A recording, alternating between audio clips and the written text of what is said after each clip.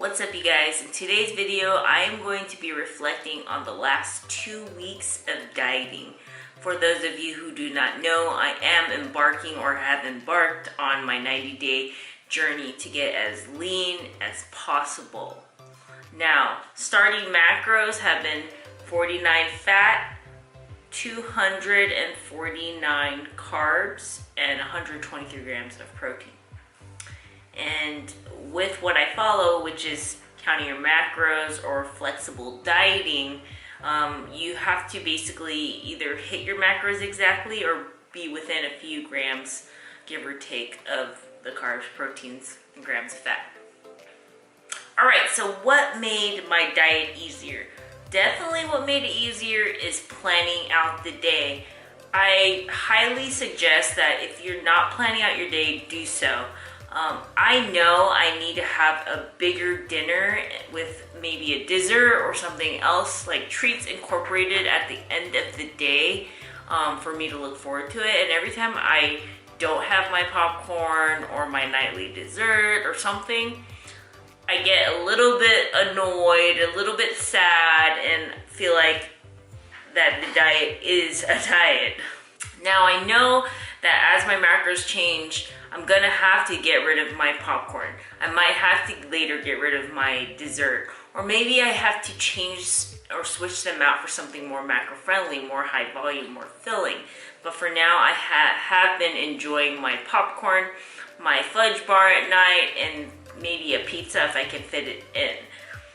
Now, during the day, I realized that during my most busiest hours, which is the morning to early afternoon, I don't mind just having to get something macro-friendly in me. So usually that consists of egg whites, vegetables, cod, something very low fat, high protein, and moderate carb. And then I also intermittent fast, which means I don't eat breakfast. So I don't eat breakfast, and I'll have something very macro-friendly-ish during lunch, and then I'll have most of my fats, carbs, and protein at dinner.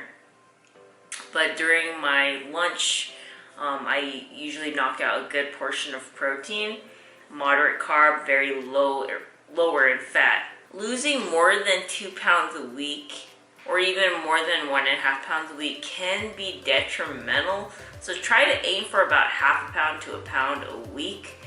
And if you do end up losing more, then good on you, but it's not always the best thing to do. Faster is not always better is what I'm trying to say, because the faster you're getting rid of the actual pounds, it can be messing with the current muscle mass that you have. That's not always good. If you cut too quick, your body's gonna start burning off muscle as well. So you wanna keep it gradual.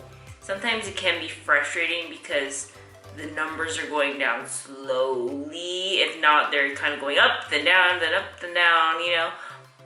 But it's better for you mentally. Like, adjusting to these calories has been so much easier than if I was to start off in a huge deficit, dropping lots of weight. I would have been more hangry, because I went from eating, 2,000 something to 3,000 calories a day to all of a sudden eating, if I dropped it to where I know I'm going to cut quick, it'd be probably around 1,400 calories. Now, if I drop my calories in half, my body's going to be basically in shock, and it's used to eating lots of food in abundance, and going from that to that is too drastic of a change. So I definitely recommend you make gradual changes rather than just slashing your calories out of nowhere.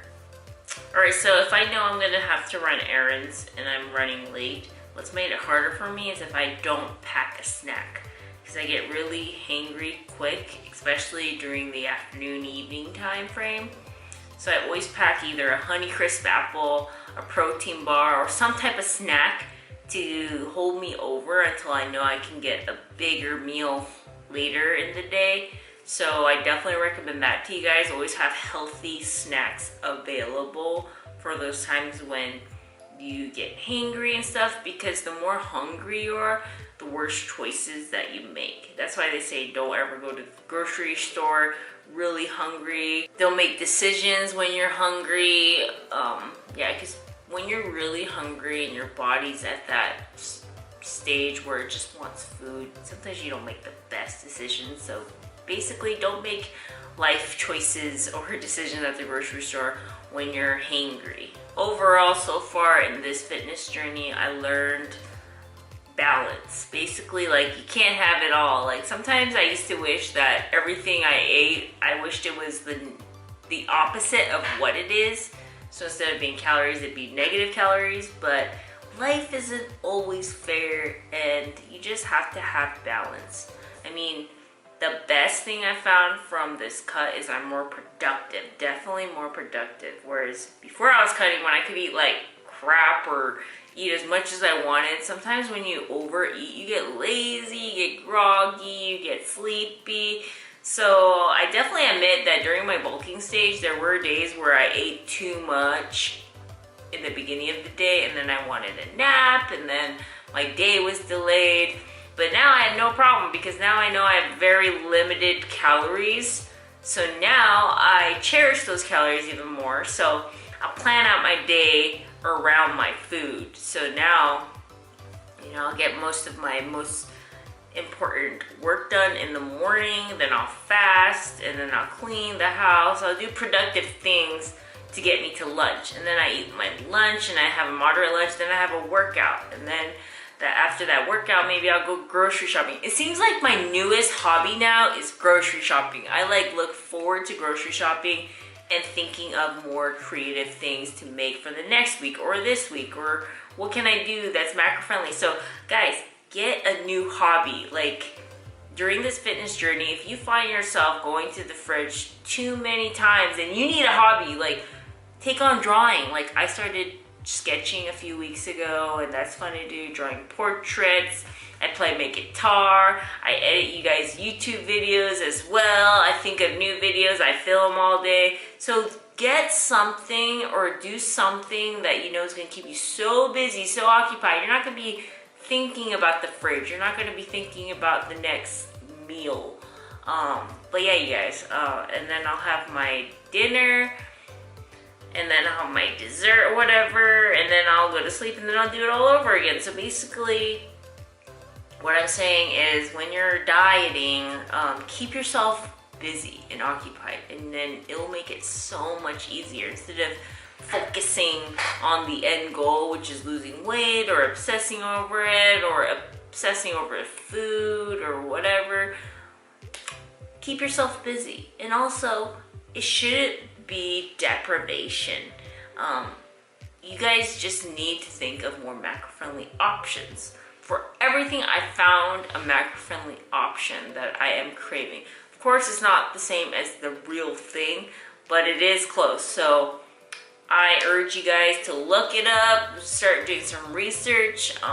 One of the things that made it easier for me is basically Googling like healthy spaghetti options, and then I'll kind of alter it. I'll alter the kind of meat I use. Maybe I'll use more leaner meat. I'll alter the type of cheese I use. Maybe I'll use a fat-free or 2% cheese.